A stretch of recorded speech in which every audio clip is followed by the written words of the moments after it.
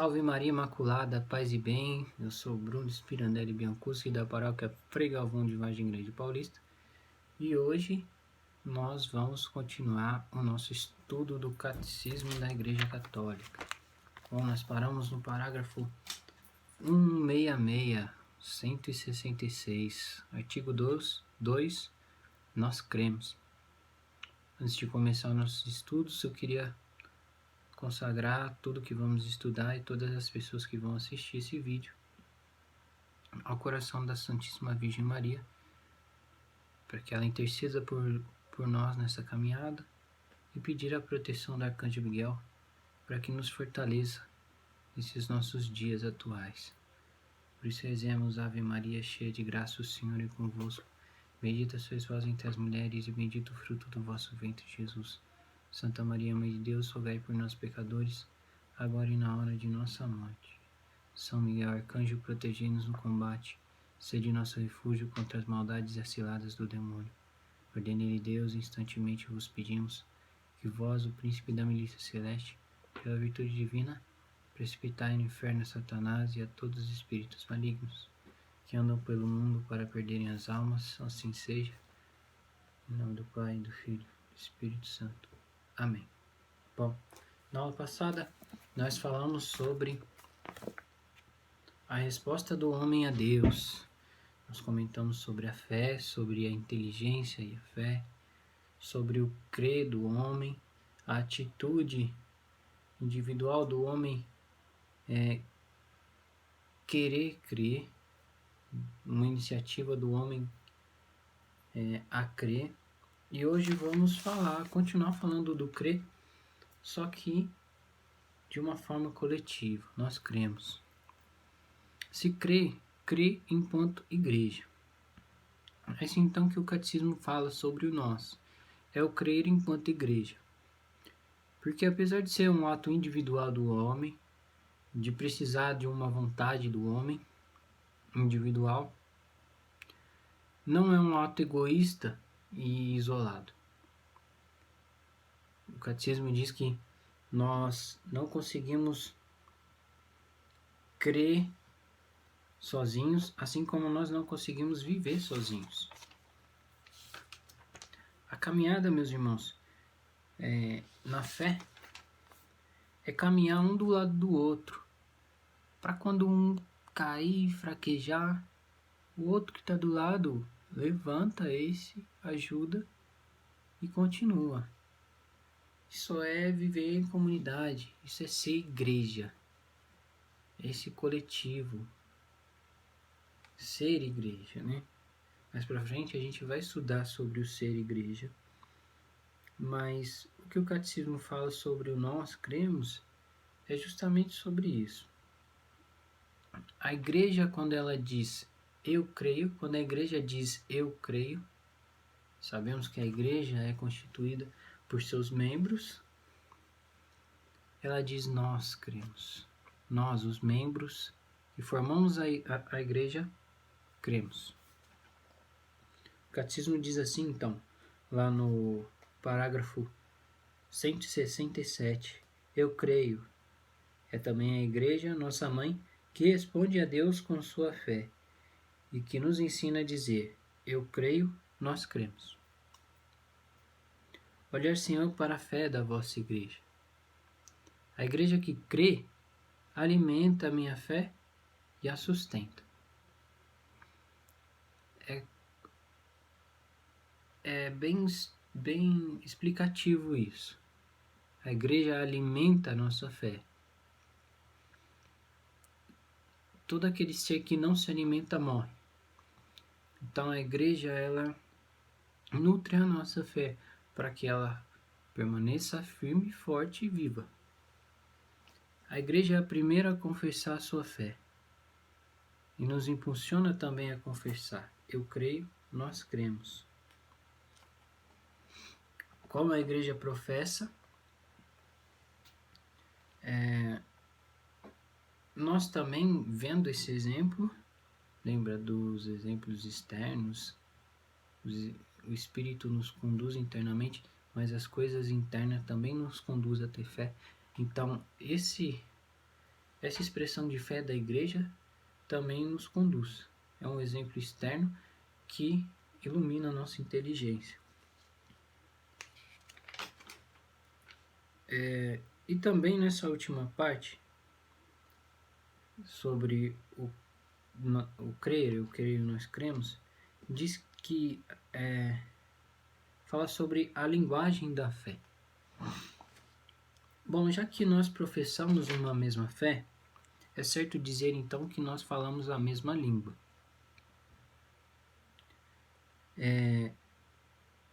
Porque nós não podemos cair em contradição, porque senão a nossa fé ela perde o rumo, né? Se desvia. Então a gente precisa falar a mesma língua. Para isso existem os documentos da igreja, os ensinamentos, o catecismo, que é a santa doutrina, para que não aconteça de uma pessoa dizer uma coisa e a outra dizer outra e contradizer. Isso não só vai de contra a verdade, como confunde as outras pessoas que estão começando uma caminhada ou que não conhecem a Igreja Católica, e às vezes isso confunde as pessoas. E Deus não é confusão, Deus é verdade, é certeza. Então precisamos falar a mesma fé, estudar, saber do que estamos falando, para poder falar a mesma língua. E o catecismo usa uma explicação muito interessante sobre a linguagem da fé, dizendo assim: como uma mãe que ensina seus filhos a falar e com isso a compreender e a comunicar, a Igreja, nossa mãe, nos ensina a linguagem da fé para introduzir-nos na compreensão e na vida da fé. Isso é bom para nós compreendermos, aprender. A Igreja nos ensina isso. Nos ensina como? Nos ensina através do catecismo, nos ensina através da vida dos santos, né? Dos irmãos, das pregações, das homilias, da doutrina. E como a função da igreja é essa de reger, ela nos ensina a falar uma só língua, a proclamar uma só fé. Guarda essa pregação e esta fé com cuidado, como se habitasse em uma só casa. Imagina, o mundo inteiro católico, o mundo inteiro, os católicos do mundo inteiro morando numa só casa, vivendo daquela mesma maneira. Isso é uma linguagem única, como se todo mundo se conhecesse. Se você for para qualquer lugar do mundo e ver um católico de verdade, você vai saber que aquela pessoa é católica. Se você conversar com ela, você vai saber que ela é católica e que tem a mesma fé, uma única fé, a fé católica. Bom, essa parte final desse tema, a profissão de fé, ela vai dar início ao que a gente vai estudar agora, vai começar a estudar agora, no próximo tema, que é o credo. Para a gente começar a estudar o credo, a gente consegue ver lá, depois do resumo, no parágrafo 182, que o catecismo nos mostra o símbolo da fé citado de duas maneiras. Esse encerramento vai nos iniciar a isso, e hoje, como vamos ver o primeiro trecho, os primeiros passos do credo, esse último assunto do nosso estudo, que vimos agora há pouco, vai nos introduzir agora ao próximo assunto. Bom, é interessante que a gente saiba de cor esses dois credos que está aqui no catecismo. o símbolo dos apóstolos, que é o credo apostólico, também conhecido como credo batismal, e o símbolo niceno-constantinopolitano, porque foi criado a partir de 2 concílios, o concílio de Nicéia e o concílio de Constantinopla. A igreja reza na missa o credo niceno-constantinopolitano. Aí você vai me perguntar assim, ué, então por que aqui a minha paróquia então reza esse mais curtinho, esse credo dos apóstolos? Porque aqui na nossa cultura, né, a igreja latina do Brasil, se adotou essa maneira de rezar o credo mais curto. Mas em muitas outras igrejas, reza-se o credo niceno-constantinopolitano como o símbolo da fé, como a profissão de fé do católico. Por isso é importante a gente saber de cor os 2 credos. Primeiro, o credo apostólico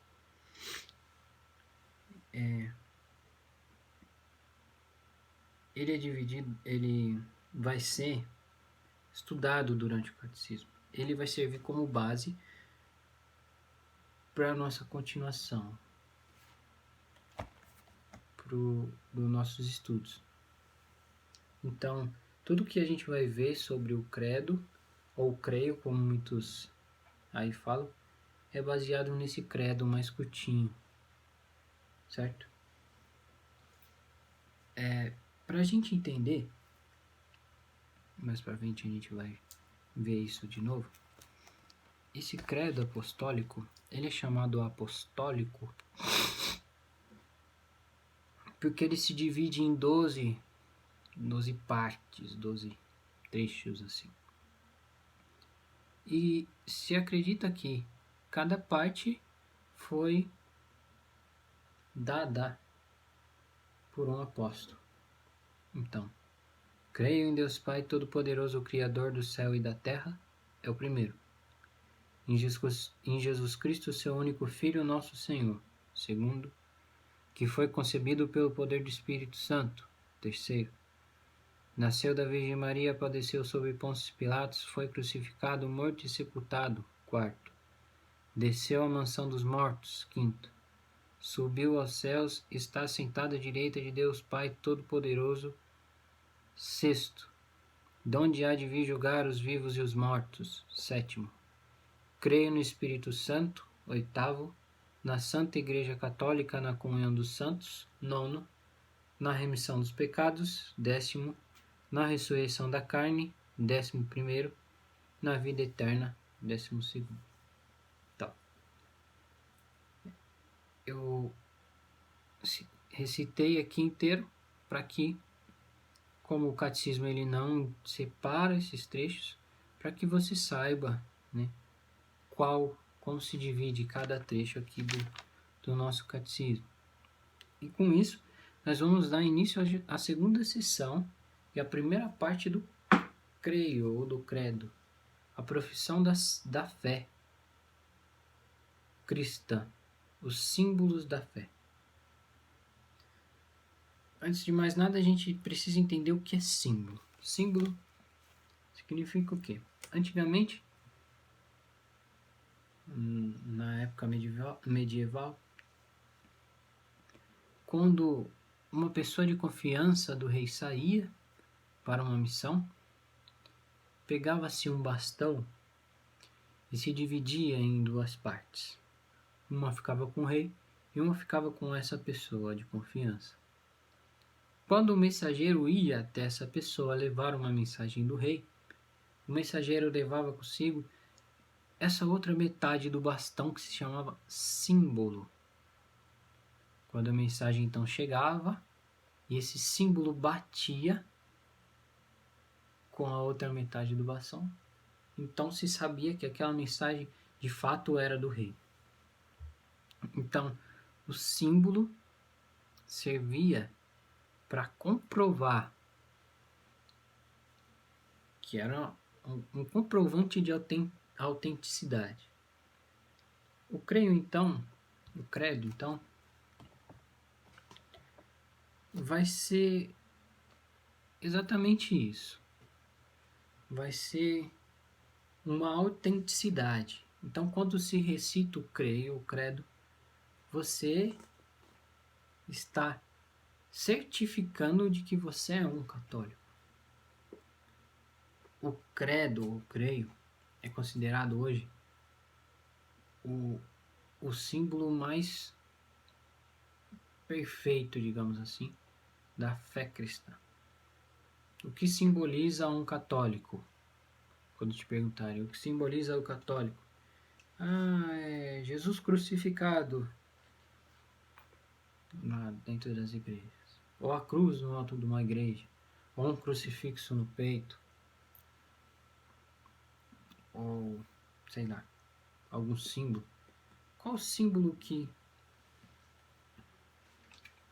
que simboliza um católico? Qual é o símbolo que só a igreja católica tem? É o creio, é o credo. O credo é o símbolo do católico. Vamos levar assim, dessa maneira simples com a gente. Então, e o catecismo diz, quem diz creio, diz dou minha adesão àquilo que nós cremos. Quem diz creio, confirma sua fé com a fé da igreja. Dessa pequena fórmula do creio, brota então toda a fé cristã. A gente pode observar no creio que aquilo ali é o compêndio, o resumo do resumo de toda a fé do cristão católico. Está ali, no creio. Uma observação, eu comentei que o credo apostólico é também considerado o símbolo batismal. O símbolo católico também é considerado símbolo batismal, porque antes, e o catecismo cita aqui no parágrafo 189, antes se dividia o credo em 3 partes. No batismo é feita 3 perguntas ao catecúmeno. Credes em Deus, Pai, Criador do céu e da terra? Creio. Credes em Jesus, Filho de Deus? Creio. Credes no Espírito Santo? Creio. Então é dividido em 3 perguntas no batismo. Por isso, então, se diz que é o símbolo batismal. Credes no Pai, no Filho e no Espírito Santo. Lá no 190, mostra então que esse símbolo da fé cita as 3 pessoas da Santíssima Trindade. O símbolo está, pois, dividido em 3 partes. Primeiro fala-se da primeira pessoa divina e da obra admirável e da criação. Em seguida, a segunda pessoa divina e do mistério da redenção dos homens. Finalmente, na terceira pessoa divina, fonte e princípio da nossa santificação. Esses são os 3 capítulos do nosso selo batismal. Selo, símbolo, signo. Signo significa sinal. É signo de peixes, aquário. Não. Signo, sinal. Não tem nada a ver com astrologia. Os astrólogos usam isso aí, mas signo significa sinal. Então, nós vimos que o credo apostólico é dado pelos apóstolos. Também é um símbolo batismal. Também cita as 3 pessoas da Trindade. No 191 fala da divisão do símbolo em 12, que é aquela doação dos 12 apóstolos. E o 192 também fala de outros símbolos. Sim.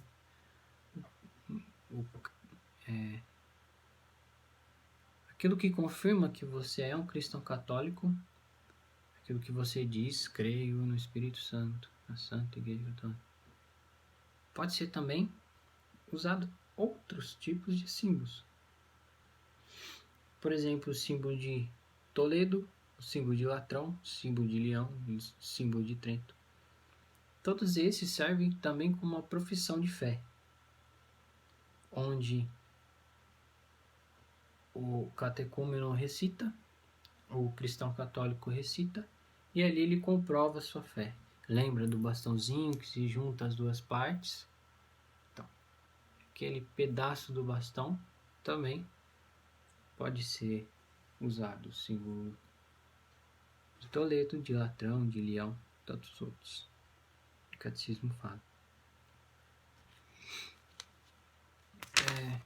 Essa primeira parte fala bastante sobre o símbolo, né? E também força os dois principais símbolos que nós temos: o símbolo dos apóstolos e o símbolo denominado niceno-constantinopolitano, citado no parágrafo 194 e 195, que eu expliquei para vocês. Por que símbolo apostólico e o porquê do símbolo niceno-constantinopolitano. E, irmãos, saibam de cor esses dois símbolos. Tenham eles como o símbolo da sua fé. Aquele selo de qualidade que você vai ter em ser um cristão católico. Tenham decore esses dois símbolos. Eu não recitei o símbolo niceno-constantinopolitano aqui para vocês, porque ele já está aqui no catecismo e ele é um pouquinho mais extenso. Eu só recitei o símbolo apostólico para mostrar para vocês mesmo a divisão, as 12 partes de divisão, que a igreja diz ser cedida pelos 12 apóstolos. Capítulo 1, creio em Deus Pai. Bom, sabemos que Deus, nós temos Deus como um só. Nós temos um só Deus, mas 3 pessoas. Isso a gente vai entender com mais afinco nos próximos estudos. Mas dizer que Deus é Pai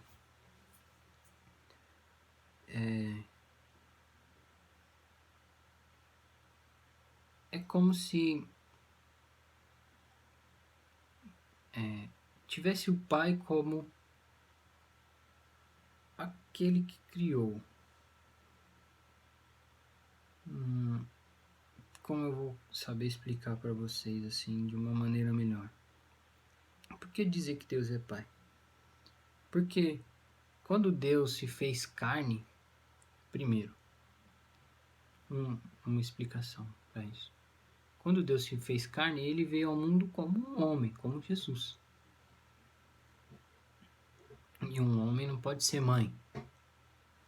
Mesmo que o pensamento moderno do mundo diz por aí afora que o homem pode ser mãe, o homem não pode ser mãe. O homem só pode ser pai. O segundo entendimento que temos é que Jesus, ele tinha uma mãe, mas não tinha um pai. Ele tinha José, que foi sim seu pai adotivo, mas o pai de fato de Jesus era Deus. Então Deus no céu era pai de Jesus e Maria sua mãe. Por isso que a gente não pode dizer que Deus é mãe. Deus pode sim amar como uma mãe, ter o zelo de uma mãe.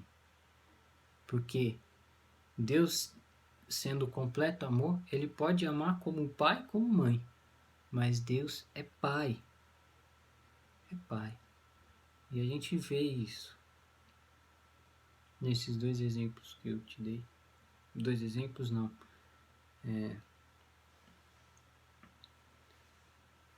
Nessas duas explicações que eu dei, a gente vê que Deus é Pai e não mãe. Mesmo Ele podendo amar como mãe. E o credo então vai começar com isso. A primeira citação do credo é essa: creio em Deus Pai. Creio num Deus que é Pai. Pai, não que Ele seja maior do que as outras pessoas da Trindade, mas por ser a primeira pessoa, Ele é tido como o Pai, o Criador, a primeira pessoa divina, a primeira pessoa divina da Santíssima Trindade. Ok. Artigo 1. Creio em Deus Pai Todo-Poderoso, Criador do céu e da terra. Parágrafo 1. Creio em Deus. Deixa eu consultar aqui minhas anotações. Creio em Deus. Bom, já falamos que Deus é Pai. E agora o catecismo vai dizer: creio em Deus. Deus é uno, mas não é sozinho, diz o catecismo. Creio em um só Deus. Um só. Então a gente tem que entender que Deus é uno.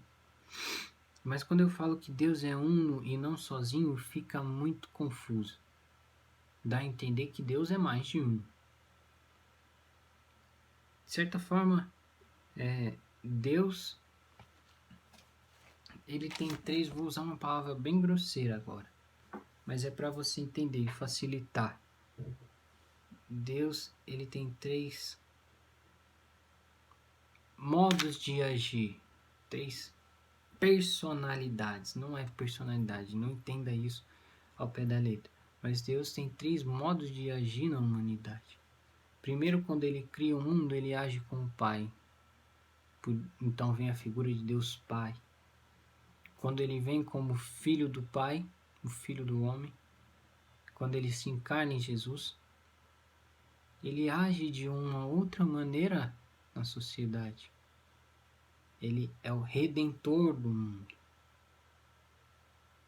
Então, essa segunda pessoa agindo da segunda maneira é vista diferente daquela primeira, que é Criador, mas é Deus também. É Deus também que age na sociedade de uma outra maneira. Segunda pessoa de Deus que age de uma outra maneira na sociedade, e mesmo assim é Deus, não deixa de ser Deus. E então em Pentecostes vem o Espírito Consolador, que age de outra maneira, que ilumina o coração do homem.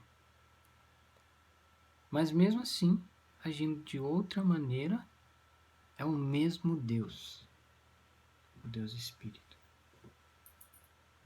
Então, sabemos que Deus é um só Deus, mas é trino. Eu ouvi uma explicação bem fácil de entender da Trindade, que diz assim: para a gente entender a Trindade, a gente precisa fazer duas perguntas: quem é e o que é? Quem é o Criador do mundo? Deus Pai. E o que é Deus Pai? É Deus. Quem é o Redentor do mundo? Quem é? Jesus. E o que é Jesus? Jesus é Deus. E quem é o Consolador dos homens? É o Espírito Santo. E o que o Espírito Santo é? É Deus. Veja que a primeira pergunta muda-se a resposta. Quem é? Pai, Filho e Espírito. E na segunda pergunta não se muda. o que é Deus, Deus, Deus. Pai, Filho, Espírito Santo. Um único Deus. A Trindade forma um único Deus. Não são 3 deuses que formam uma única coisa. Não. É a Trindade Santa que é um único Deus. É bem difícil de entender, porque não é lógico. Isso precisa da fé para que a gente possa entender. Mas eu espero que essa explicação ilumine a sua fé, esclareça o seu entendimento espiritual, mesmo não sendo lógico. Então o Catecismo diz no parágrafo 200, creio em um só Deus, a unicidade de Deus. Deus revela o seu nome, se dá a conhecer.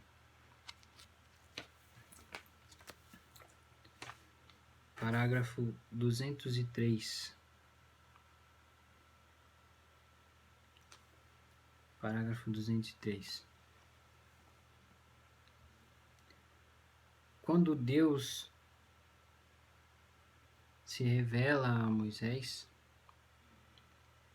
Moisés pergunta assim para Deus: qual é seu nome? Deus responde: eu sou aquele que é. Eu sou aquele que é. Yahvé, eu sou. Yahvé, na Bíblia Pastoral, a gente vai ler muito a palavra Javé. Yahvé. Que posteriormente vai dar base para o nome Yahveshua, Yeshua, Jesus, Yeshua, sou aquele que salva. Então Deus se dá a conhecer, mas se revelando, Deus se esconde, porque ele não fala seu nome, meu nome é fulano. Ele não fala assim para Moisés. Ele responde assim para Moisés, quando Moisés pergunta: quem você é? Qual o seu nome? Ele responde assim: eu sou aquele que é. Quando Deus fala isso a Moisés, Deus diz que ele é a totalidade do ser. Deus é o único que é. Nós somos, mas mais ou menos, mas não somos. A criação é, mas não é.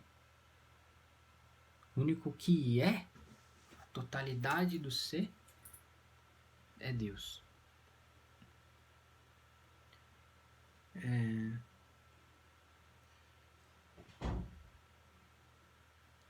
De uma forma simples de entender, mas também bem grosseira, eu posso dizer assim: se eu estou em um lugar e no chão tem a projeção da minha sombra, eu sou.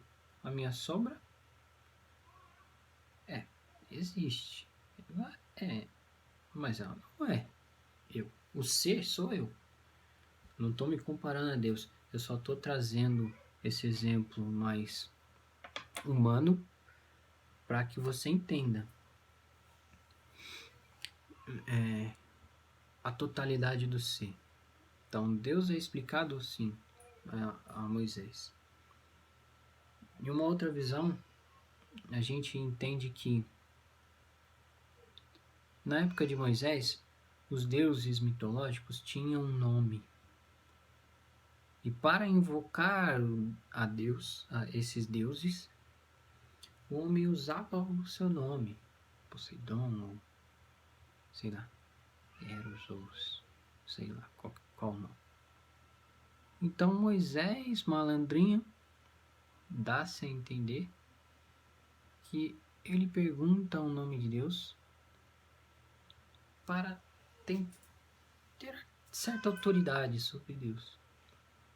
E Deus se revela de uma forma enigmática, mais completa. Ele fala quem ele é na totalidade, mas mesmo assim ele não se entrega, não entrega seu santo nome a Moisés. Então ele fala: eu sou aquele que é.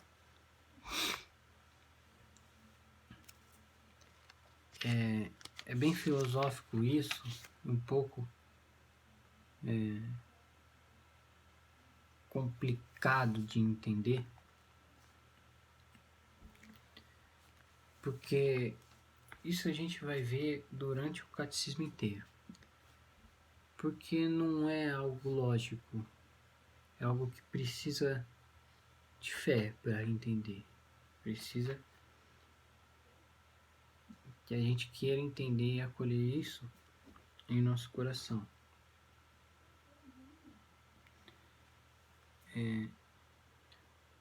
Bom, continuando, no parágrafo 214 o catecismo vai dizer assim: Deus, aquele que é verdade e amor.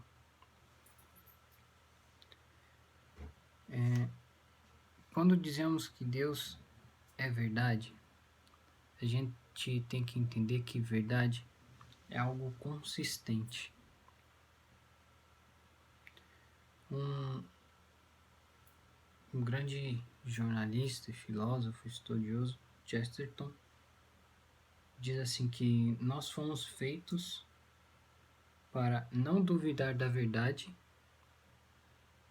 e duvidarmos de nós mesmos. Acontece que nos tempos de hoje, o homem moderno ele tende a duvidar da verdade que está, das coisas que está em Deus e acreditar na própria verdade, na verdade dele mesmo. Então o homem tem muito disso, de ditar a sua própria verdade, sendo que a verdade vem de Deus. Deus é aquele que não engana. Deus é a verdade e ele não é enganoso. A gente já viu que quem confia em Deus, deposita sua fé em Deus, confia no bem último, porque Deus não vai enganar. O que Deus conclui, ele sempre conclui com algo bom. Ele sempre tem um desfecho bom para as coisas. Deus sempre tira algo bom das coisas. E esse algo bom que a gente confia é a verdade. A verdade que vem de Deus. A gente duvida muito de tudo. A gente costuma, quando uma pessoa vem e nos fala uma verdade, a gente duvida às vezes, porque acredita que aquela verdade é dela, e não nossa. Isso é um pouco de soberba e de vaidade da parte da gente. Mas a verdade ela é sólida. Ela é consistente. Está no ser das coisas. Quanto mais acreditar na verdade, mais as coisas são. Quanto mais próximo de Deus, mais verdadeiro é. É bem filosófico isso, né? Mas não é difícil de entender. Que nós fomos feitos para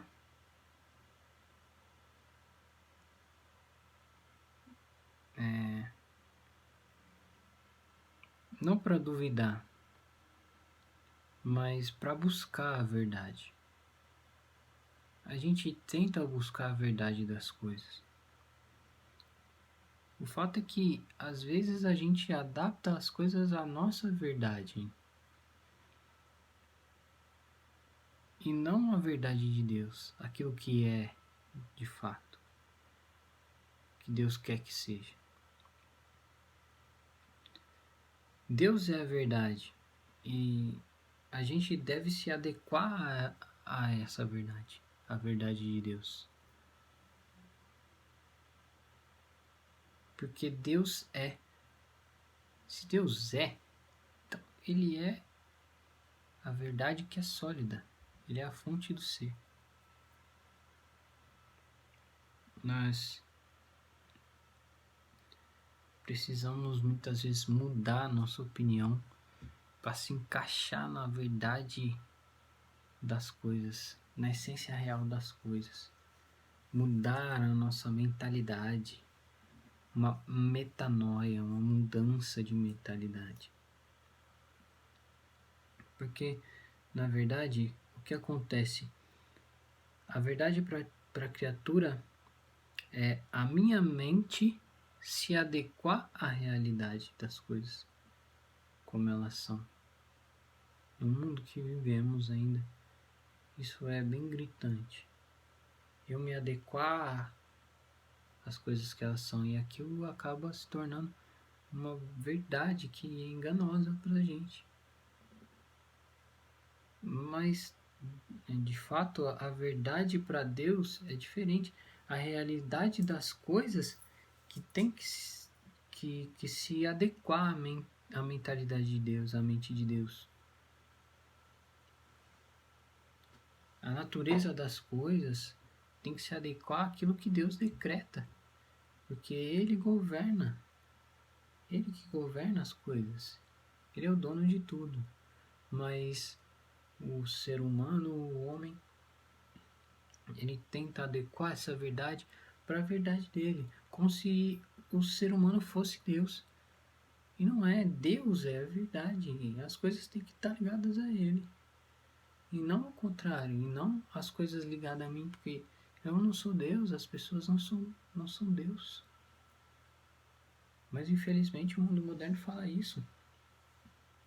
O homem moderno, ele inverte muitas coisas. Ele quer que a realidade se adeque a ele, como o sexo que pode ser feito de qualquer maneira, com qualquer pessoa. E Deus diz que o sexo é a união de um homem e uma mulher para procriação. O órgão sexual masculino em união com o feminino para procriar. Mas não, o homem pega isso, essa verdade de Deus, e traz para a verdade dele. Isso é só um exemplo de muitas coisas que acontecem, que o homem distorce e encaixa a sua verdade, pega a realidade e encaixa a sua verdade. Mas só Deus é a verdade. E o homem segue as coisas. Simplesmente as pessoas se decretam deuses sem perceber.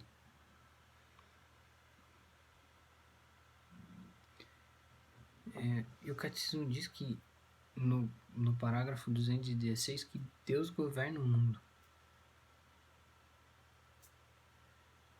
A verdade de Deus governa o mundo. E o Catecismo vai falar também que o homem, quando ele sai da verdade, ele peca. Ele vive na mentira. E quem é o pai da mentira? Senão aquele que torce para o homem pecar. O diabo é o pai da mentira. E às vezes a gente pega a verdade e distorce e cria uma mentira.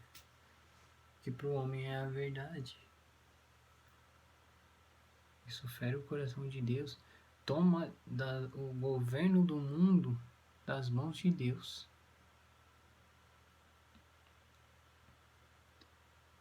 Então, o Catecismo fala sobre a verdade, Deus é a verdade, nesse sentido. E de forma bem simples, a realidade das coisas tem que se aproximar da verdade de Deus, da mente de Deus. A nossa mentalidade tem que se aproximar da mentalidade de Deus. E assim a gente consegue enxergar a verdade das coisas como sendo. Por isso que quanto mais próxima de Deus, mais as coisas são. As coisas ficam mais claras. Entendeu? Como se a gente vivesse numa escuridão, tocando as coisas E, puxa, isso é um caderno, isso é um livro, mas no escuro eu não vejo que é um caderno e eu falo isso é um tijolo, isso é adequa às verdades. Mas aí, quando nós vamos nos aproximando da verdade que é Deus, a luz vai se fazendo luz e a gente vê as coisas. Elas começam a ser mais o que elas são. O caderno começa a ser caderno de verdade. O livro começa a ser livro de verdade. E a gente começa a ver quando a gente adequa a nossa mente com a mente de Deus. O catecismo diz também que Deus é amor.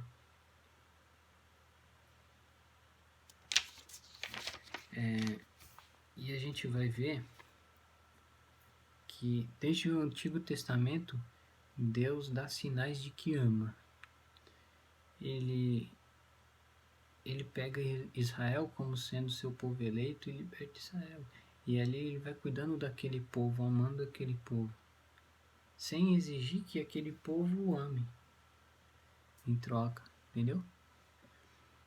Ele ama primeiro, ele se revela amando. Porque nós vemos no Novo Testamento o primeiro mandamento que diz: amar a Deus sobre todas as coisas. Mas quando a gente vê lá em Moisés, na época de Moisés, o primeiro mandamento diz assim: não terás outro Deus senão a mim. Então Deus não exige que a gente o ame no primeiro momento. Ele primeiro ama, ele se faz amor. Então ele ama o povo. Depois que Israel sai do exílio, é que começa a sentir a necessidade de amar a Deus e não só prestar culto a Deus, porque até então Deus era só aquilo que dava, que cuidava. Então havia necessidade só de prestar um culto e pedir, querer algo de Deus, mas não se sentia a necessidade de amá-lo. Então, quando Deus se faz amor, o povo, por natureza, vai percebendo que deve amar a Deus, deve corresponder a esse amor.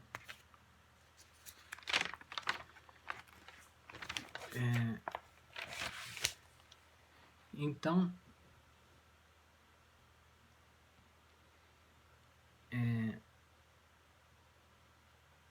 Deus ama e é fiel, ele se faz amor.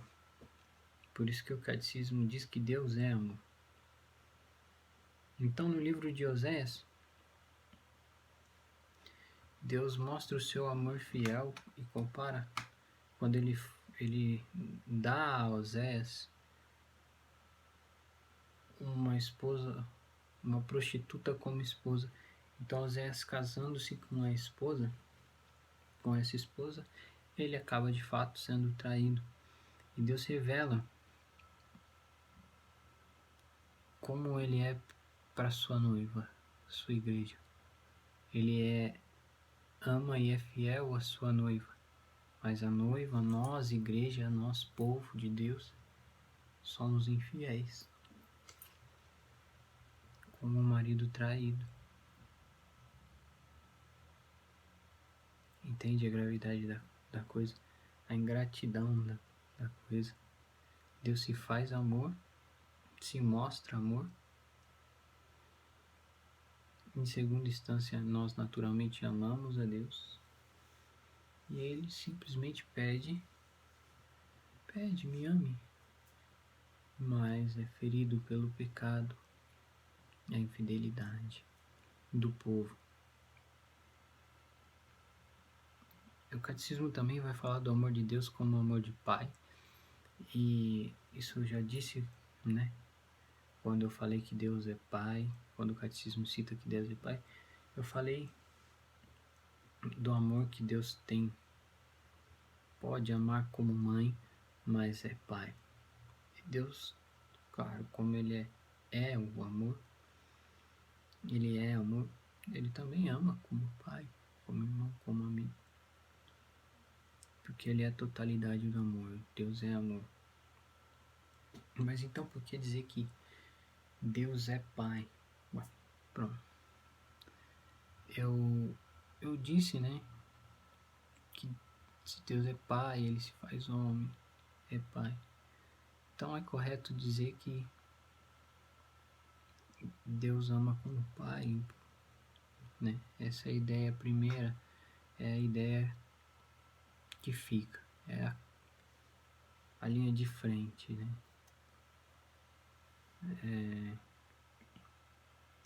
Do amor de Deus, o amor de pai, por isso que a gente insiste tanto em amor de pai.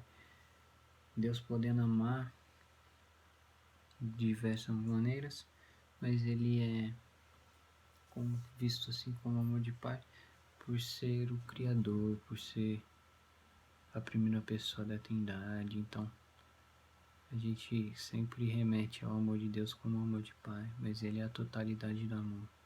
Deus é o próprio amor, certo? E para finalizar essa segunda parte do nosso estudo, o Catecismo no parágrafo 222 vai dar aplicações da fé. Como a gente estudou esse tempo todo sobre a fé, o alcance da fé no Deus único, então o Catecismo vai, nesses próximos parágrafos, mostrar aplicações da nossa fé. E a gente percebe que isso, tudo que o Catecismo vai falar nesse finalzinho do estudo, remete à obediência e à confiança. Se a gente vê aqui, tudo acaba em obediência e confiança. Tudo resume-se em obediência e confiança. Conhecer a grandeza e a majestade de Deus. Quando a gente falou que a fé ela vem da inteligência é fé. E aqui o Catecismo fala do conhecer, uma prática, uma aplicação, conhecer a majestade de Deus. Viver em ação de graças, em tudo dai graças a Deus, confiança.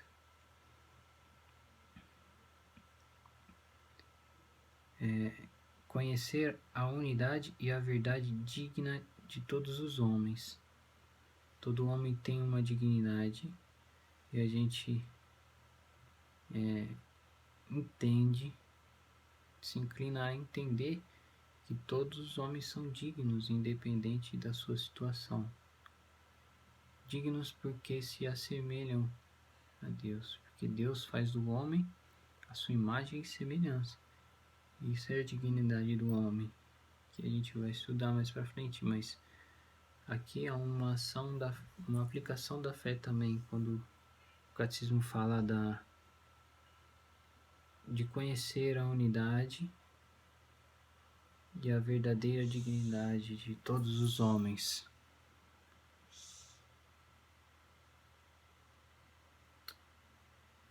É, 226 vai dizer assim: usar corretamente das coisas criadas, sabedoria, né? Obediência, usar corretamente das coisas criadas por Deus. 227 significa confiar em Deus em qualquer circunstância. Deus é a verdade, então confiar nele, a nossa fé, o crer. Aqui é o que eu falei lá no nosso primeiro estudo de entrar no carrinho de mão, lembra? Do crer. Então, essa é mais uma aplicação da nossa fé.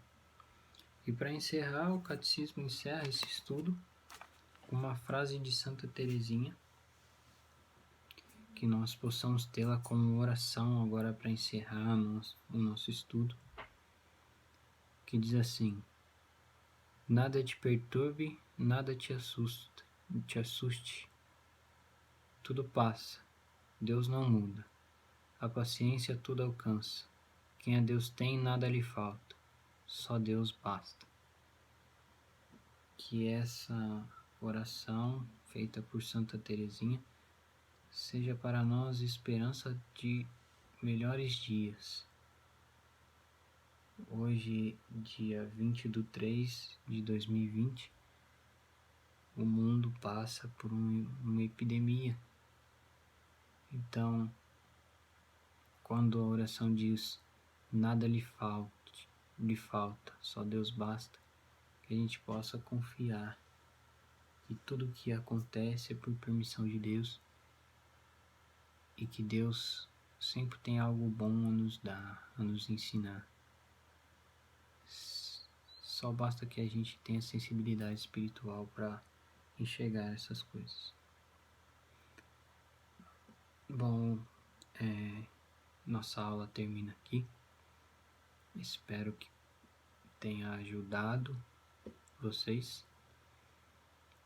Obrigado por assistir até o final, você que assistiu. E espero que você continue, irmão, irmã, perseverante, tenha fé, convicta e que cresça em você, em nós, essa fé dada por Deus.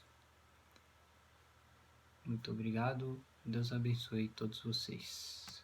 Salve Maria.